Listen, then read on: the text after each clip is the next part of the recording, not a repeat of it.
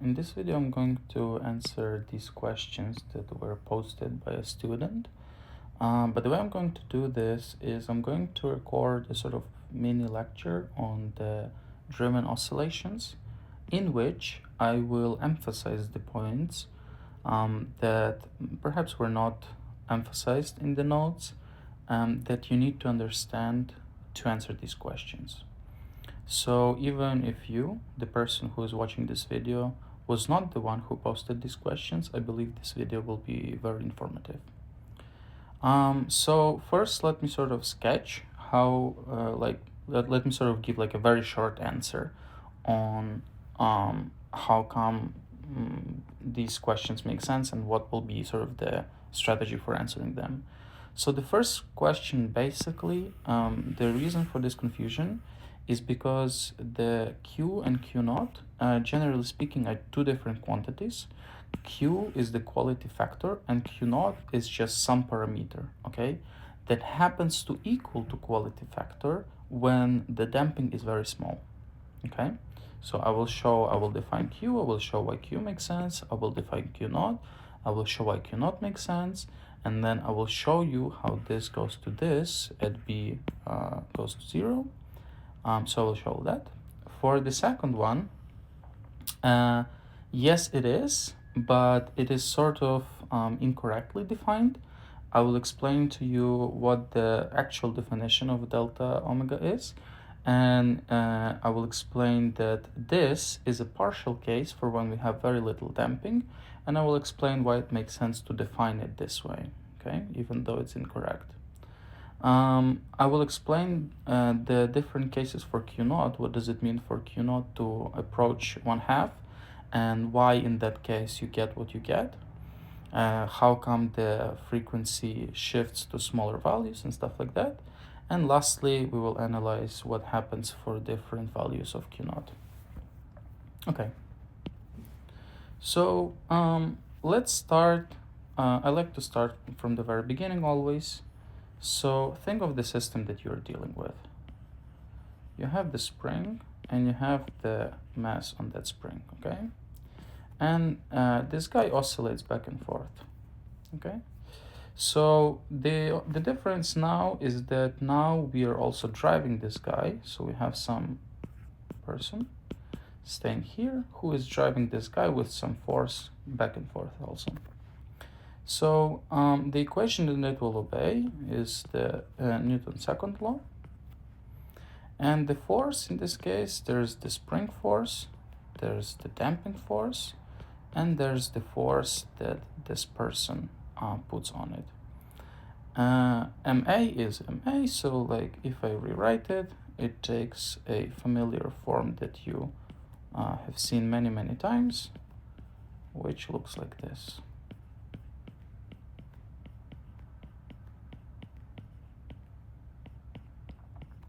Now, in general, this f of t can be arbitrarily complicated. What we look for, typically in these problems, we look for a specific case of f of t, which is the sinusoidal. So you have some amplitude, this is just some number, and you have some cosine with some frequency, time. For such force, there will be a solution, which I'm not going to derive this. It is described to some extent in the notes on how to derive this. I'm just going to tell you sort of the intuition behind the solution. So first of all, when there is no force, okay, when there is no force, your x of t is just some, I will call it a free, a e to the minus t over tau cosine omega t plus phi, okay? And I will call it free, both phi and a, because this guy corresponds to free, without any forces, okay, when there is no forces. Now, the point is that this solution, it dies out with time. So as enough time passes, this amplitude goes to 0, and so after enough time has passed, this solution doesn't exist anymore. It dies out with time. So to have a full solution to the entire problem with the force, we need to add something that doesn't die with time. Um, because when you look at our system and you imagine that enough time has passed, right? So it oscillates. Enough time has passed, then this guy doesn't exist anymore. Then only this guy will exist. And what would this guy look like?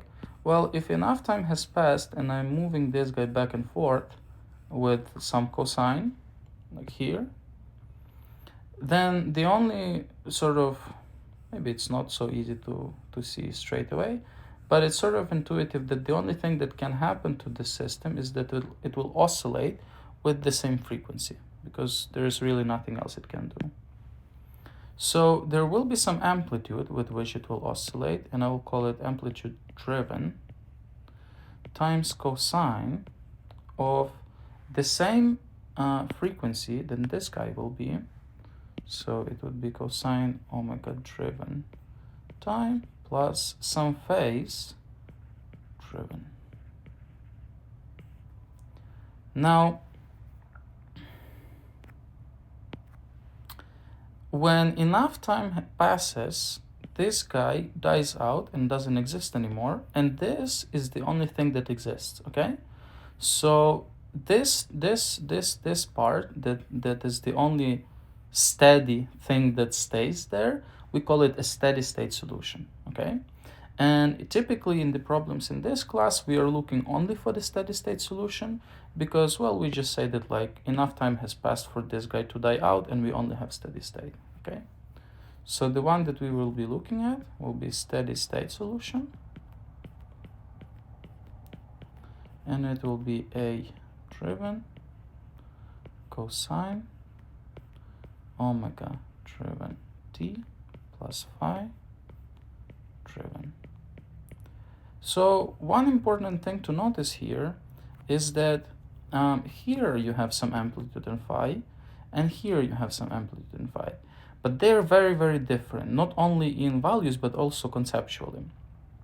These two guys, in the regular solution, they correspond to essentially initial conditions. So they correspond to when and where you start your system. While these guys, they don't depend on time, okay? The only thing that they depend on is the omega driven, and they also play a role of like how big the oscillations are and how shifted they are, but they have nothing to do with initial conditions. They are completely determined by this omega d. So however strongly this little fella drives this thing back and forth, not however stronger, however like fast, that will determine fully this guy, and you don't need any initial conditions, okay? Because sort of the general rule of thumb in physics is if you wait long enough, then this guy will die. And in physics, if you wait long enough, then it doesn't matter where you started, okay? So these guys do not depend on time. So now we have this steady state solution, okay? And since they don't depend on time, well, how do you find them then? What can you do? You can take this sort of ansatz of solution and you can plug it into this equation, this little fella, together with the f, okay? I'm not going to do that. I've done it in my notes and I encourage you to do it also in your notes. I think it's also done in these notes in like U2. But the point is you can plug it in here, you take the derivatives, right? You take this force, explicitly plug it in here, you do like one page of algebra and you arrive at the solution because the only thing you don't know here is these two guys. Once you know the amplitude and phi, you are done, you know your steady state solution, okay? So the way you find them, you plug it in here, you do algebra and you find your A and phi, okay? The A and phi, I'm just going to write them down. A driven, that it will depend on omega d, and it will equal to, there will be like a horrible fraction. It will be f naught in here, m omega naught squared, And in here, you will have 1 minus omega d over omega naught squared plus 1 over q naught, and I will explain what q naught is in a second, omega d over omega naught squared. Okay, and phi of omega d is minus tangent minus 1 of 1 over q naught omega d over omega naught 1 minus omega d over omega naught squared. Okay, so these are the results that you get if you plug in the form of solution that looks like this into that equation above. These are the things you get. Okay, this is just the fact. It's just math, nothing physics in here, just math. You just do it, you get it. Now, this q naught that appears in here and in here, as of right now, is just a parameter. Okay, it's just something that we introduced to make our equations look a little bit prettier. And this q naught, it is, when you put 3 like this, it means by definition, is equal to omega naught tau e, where omega naught is the usual frequency, natural frequency when there is no damping, is root k over m, and tau e is the decay time of the energy, which is equal to the half of the decay time of the amplitude, and so it's half to m over b, or just m over b. Okay, so this is what it is. As of right now, this q naught means nothing.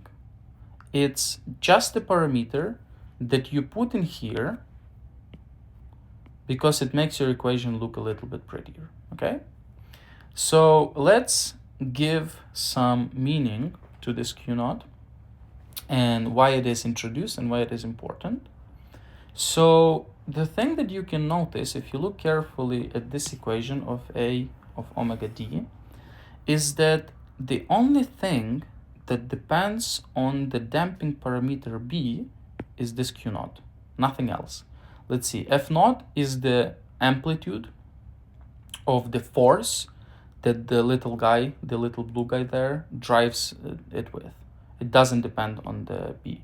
M clearly doesn't. Omega naught is k over m, also doesn't depend on b.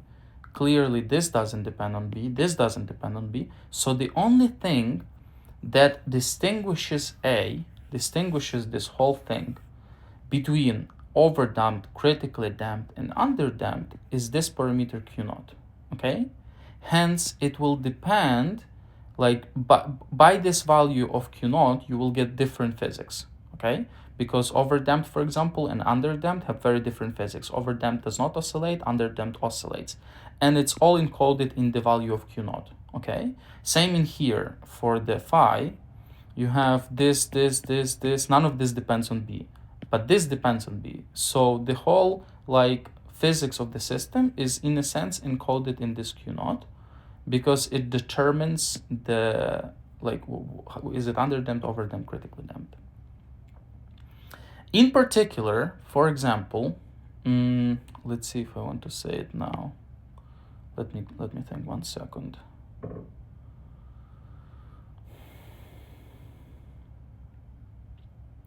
No, I will say it later.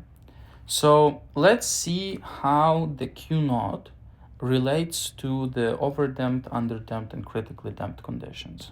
So how do we generally get to these conditions, right? So if you remember, like, you solve this equation, blah, blah, blah, then you get to something like alpha 1, 2 equals something like minus b over 2m plus minus, and there's like a square root, b squared minus 4mk over 2m, something like that, right? And so this guy is where the whole conditions come from, because you have three different ways here. This can happen, or this can happen, right? And this guy in particular is super interesting because it would lead to the negative value under the square root, which gives us complex exponential, which gives us oscillations, okay? So the whole point is that overdamped case is when this is true, right? Or simpler speaking, b squared bigger than 4mk. You can also think that since b characterizes the damping strength, okay, so b squared being bigger than something means that b is big, okay? So then the damping is big. Critically damped is when you have b squared equals to 4mk, and underdamped you have when b squared is smaller than 4mk, okay? Now let me put a little aside here. So what are we doing? We are doing b squared versus 4mk, okay? So let's divide both, let's take a square root of both sides, then it's b versus 2 root mk. And let's divide both sides by 2mk, so it's b over 2 root mk versus 1. So I can see from here that, for example, b squared bigger than 4mk is equivalent to b over root 2mk being bigger than 1. Does that make sense? When b squared is equal to 4mk, it's the same as saying b over 2 root mk is equal to 1. And for underdamped, when it's smaller, it's the same as saying this smaller. Okay. Why is it important? Well, let's come back for a second to our definition of Q naught in here. Okay. So in here, we define Q naught as omega naught times tau e. Again, it's just a definition. We defined it, some random number. Let's see what it turns out to be. So if you multiply omega naught by tau e, okay, so that's our Q naught by definition. Omega naught is k over m, tau e is m over b, so I get mk under the square root over b. Well, that's familiar because I have here mk over b, and here I have b over 2 root mk. So let's maybe simplify it somehow. Let's get to there. So 1 over Q naught then is equal to b over root mk. And I want a 2 here, so I will put a 2 here, okay? So now what I see is that this guy is the same as 1 over 2 Q naught, okay? So in here, I can say that it's equivalent to 1 over 2 Q naught versus 1, okay? So the condition b is bigger than 4mk is equivalent to saying 1 over Q naught is bigger than 1 over 2 Q naught is bigger than 1. Let's write it down in here. So that means that it's the same as saying 1 over 2 Q naught is bigger than 1. But that means that 1 over Q naught is bigger than 2. And that means that Q naught is smaller than a half. Okay? So this condition is the same as this condition is for overdamped cases. I can do the same for critically damped and underdamped, and it's pretty clear that in here I would get Q naught equals to 1/2, and in here I will get Q naught is bigger than 1/2. Okay? Now, why is this relevant? It will help us answer some of your questions in here. It helps us to get there. So, few things about Q naught that we have noticed so far. One thing we noticed that Q naught in the formulas for amplitude and phase fully encodes what kind of system we're dealing with, underdamped, critically damped, or overdamped.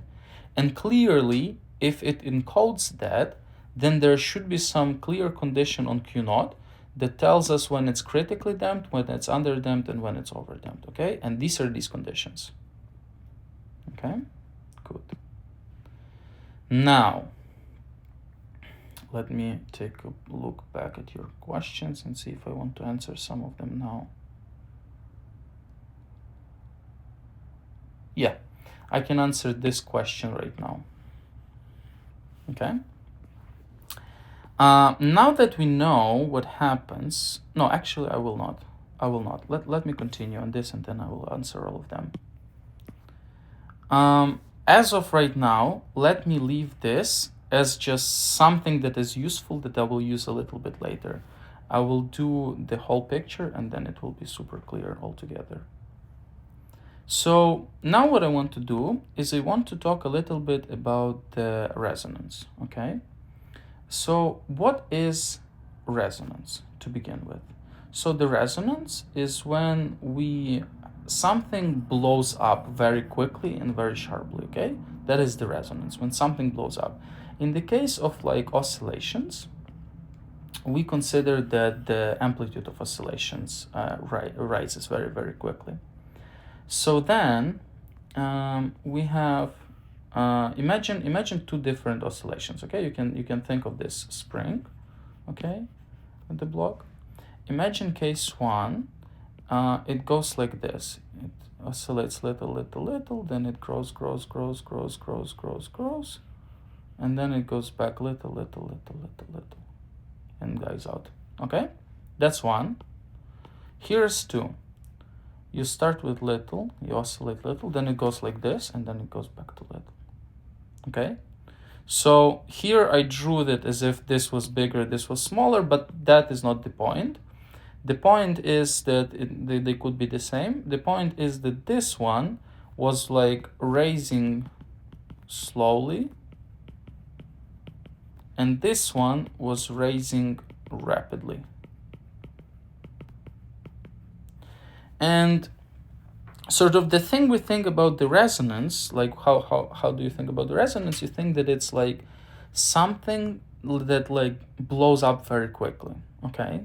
So if you were to say what is more resonancy or what has higher quality, I would say that this guy has lower quality and this guy has higher quality. So let's try to see how would they look like. Let's try to visualize. So this guy started like this. It was raising, and then lowering, and went like this, okay? Something like that. That's very, very like a sketch. That's very imprecise, but it's good enough. This guy went like this, then sharply went up, and then went down, okay? These are the two cases.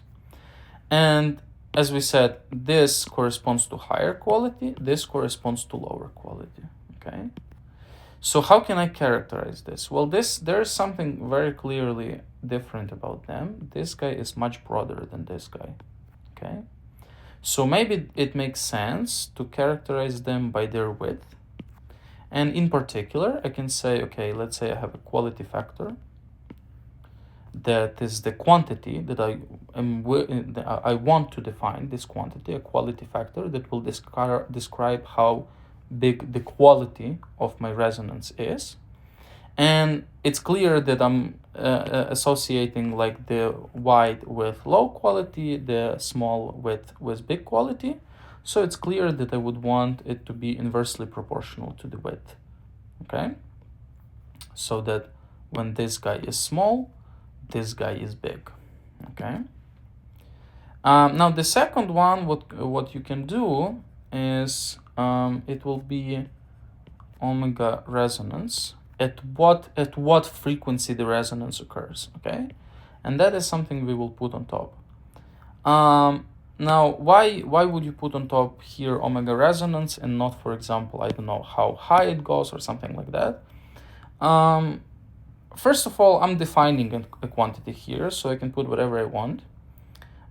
Second, I sort of have two intuitions for why I would do that. One is that in this case, it's frequency here and frequency here, so I have dimensionless quantity, so this is just a number, so that's good, just a number is good. But two, a little bit more physically, is that the way I think about it is that if you want high quality of the resonance, what you want is you want that resonance to occur only when you want it to occur, okay? And if the resonance frequency is small, then it can occur by accident by some small perturbations, okay? But so whenever this is small, the quality should be small. And so that's why it's proportional. And on the contrary, if the resonance is high, then it only occurs if you want to get there, because you don't get there by accident. So this high, okay? That's how I think about it. I don't know if it's super right, but that's how I think about it. Anyway, this is the definition of the quality factor.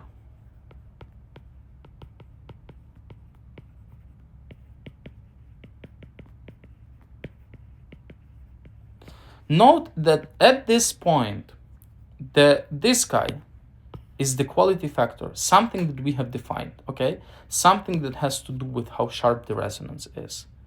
Q naught is some random parameter that helps us understand better the physics of these two equations. As of right now, they have nothing to do with each other, okay? But they will have to do everything with each other in a case when the damping is small. And we will see why in 1 second. Let's think how we can understand what is the omega resonance, like what is the value, because in the end we want to calculate the quality factor, okay? Then we better know how to get the omega resonance, because it's one of the things that goes into quality factor.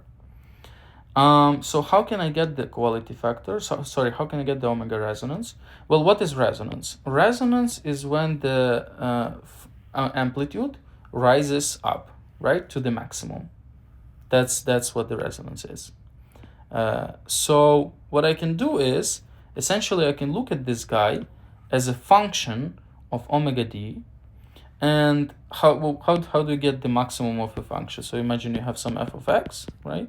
And you want the maximum, you take a derivative of it, you set it to 0, and from there you find the x for which it works, okay?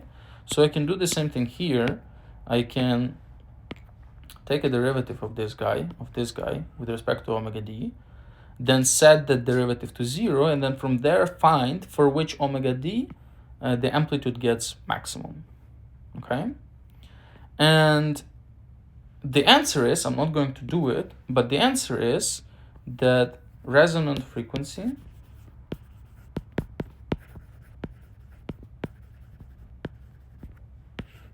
so the frequency for which the amplitude reaches maximum is this.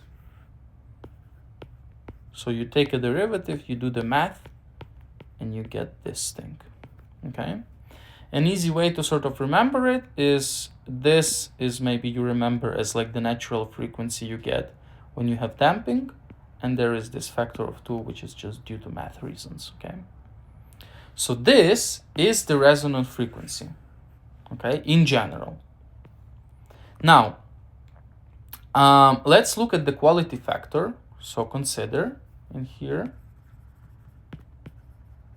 low damping.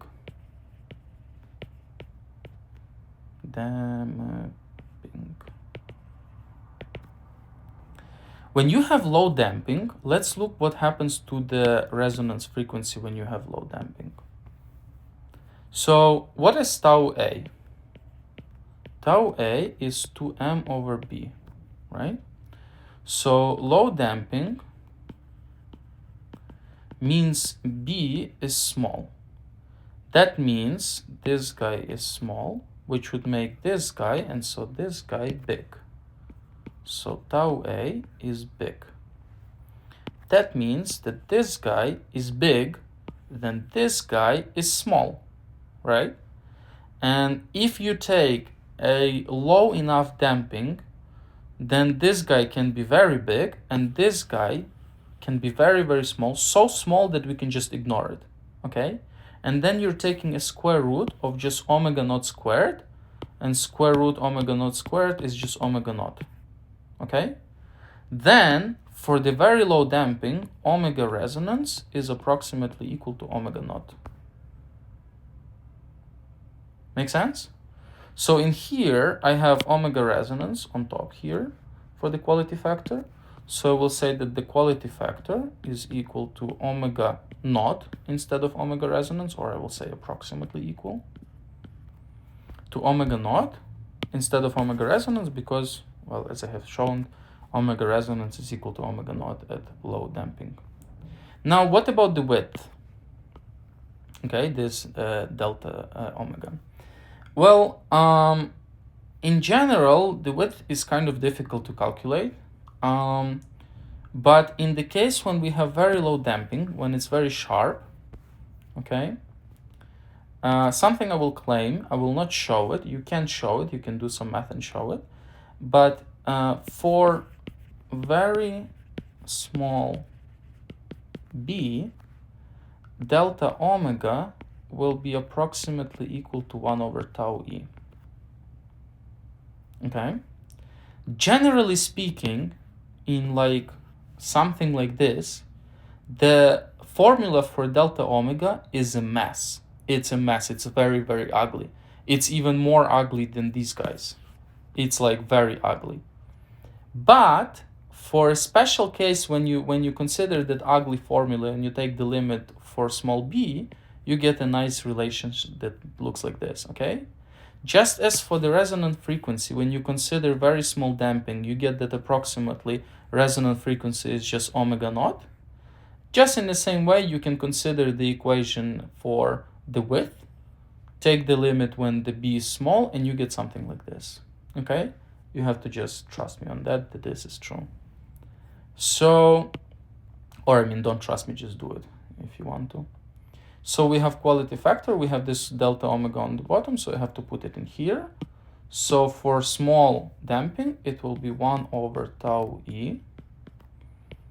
And this is equal to omega naught tau e, which is the definition of our Q naught. Okay? So what we have seen is that quality factor, a parameter which I introduced, which has nothing to do in principle with the parameter I introduced earlier, Q naught, goes to Q naught as b goes to 0. Okay? So for small b. So you can think like to just like a mnemonic to remember it, you can think of it of this 0 in here as like b going to 0. Okay? So for very low damping, quality factor is like roughly equal to Q naught. Okay?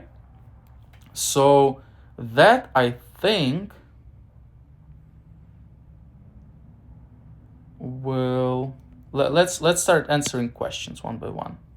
Okay, the first question is, in strongly underdamped case, the Q of the peak is very close to Q naught. So that is answered. Q goes to Q naught in strongly underdamped case. Okay? Strongly underdamped means that B goes to 0. Sweet. So this here that you mentioned, that like thinking of it as like a chance of something, yeah, you can stretch it out, you can think about it that way. I wouldn't. I don't know. I don't think it's very useful to think about it that way. You should think of the quality factor as the measure of the sharpness of the resonance. Okay, that's the quality factor. Q naught is some random parameter that happens to help with interpretation of these equations. And then it happens so that the Q goes to Q naught in the limit of small damping. Okay? But in principle, they can be very, very different. Okay? So that's how you should think about it. Okay, so this is answered. Now this one. Isn't delta omega equal to 1 over tau e? So, in the case, as I was explaining here, in the case of very small damping, it is true. Now, in the case of not so small damping, it's not true, okay? Now, why, as you have mentioned, and I also noticed it, that explicitly defined. So earlier they said we define the width, or like we say that the width is this. The reason for that is that in most cases you will encounter in this course, you will work in the limit of small damping, okay? So in most cases, when you will hear of resonance, you will work with something like this. And in this limit, delta omega is equal to 1 over tau e, okay? But what they should really say is that when you have small damping, delta omega approaches tau e. As you get smaller and smaller damping, you get delta omega that is closer and closer to 1 over tau e. Okay? But the point is that in this course, most of the systems you will encounter will be those of small damping. And so sometimes you will also see we define quality factor as this. Okay? Well, that's not true. That's Q naught. And quality factor in principle can be very, very far away from Q naught. But for a sharply peaked systems, for sharp resonances, it will be the case. Okay? Now, in Q naught equals 1/2 cases, how could we know the width of the resonance growth and its peak frequency shifts to lower frequencies? Great question. So let's see. So first of all, let's see what it means as Q naught approaches 1/2 physically. So there in the text, they're starting with big Q naught. Big Q naught corresponds to underdamped system. Okay, so you have oscillations that go like this. So big Q naught. As you approach Q naught equals 1/2, okay, which is the critically damped, that is to say that you are going like this, right? And this is underdamped, this is critically damped, this is overdamped. So when you go like this, you're growing B. You're getting more and more and more friction or resistance, right? Damping. So as you approach Q naught equals 1/2, that means, like to say it in a different way, as you increase B, your resonant frequency shifts to smaller frequencies. Let's see why it's true. This is a resonant frequency. As you increase B, you decrease tau A. Does that make sense? Because in here we see as we decrease B, we increase tau A. So logically, as we increase B, we decrease tau A. Or you can just look in here and you can see as you get to bigger and bigger B's, this guy becomes smaller and smaller, okay? That means that this guy becomes smaller and smaller, which means that this guy becomes bigger and bigger. And that means that we cannot ignore this term anymore. We cannot just say that it doesn't exist and just say that omega resonance is just omega naught. We have to count this because it becomes bigger and bigger and it becomes more and more important. And how do we account for this? Well, we had omega naught, right? But now we have omega naught minus something. So it will be something smaller than omega naught. That's why you say that it shifts to like the smaller frequencies, or it shifts to the left, okay? If you imagine like that you have, this is your omega naught, then your resonant frequency will be somewhere here. Does that make sense? So that is answered. And now this guy, very small Q naught. Let's look at the very small Q naught in here, okay? So imagine Q naught is very small. That means that this guy, like the full fraction, 1 over Q naught squared, is very, very big, okay? But it doesn't yet mean that it contributes a lot. Because, for example, if I take omega d to be 0, okay, then no matter how big this guy is, multiplied by 0, it's 0, okay? It contributes nothing if omega d is 0. Make sense? It only starts to contribute significantly when this thing is of the order of 1, okay? So when omega d is roughly like omega 0, then this thing is like 1, and then this starts to contribute a lot because big times 1 is big, okay? So that's why they are saying that when omega d is close to omega naught, this term starts to dominate because you have something big times something that is 1, okay? And so you have that this term is very, very big, which makes the denominator of this thing very, very big, okay? So this guy is very, very big, which means that this guy is very, very small. So omega A is very, very small, which means, like, if you were to plot it, the way it would look something like, well, it would look either something like this, or actually in like very, very big Q naught, it would look something even like this, okay? So it would be like very, very small compared to like before we had something like this, okay? So I think that's it.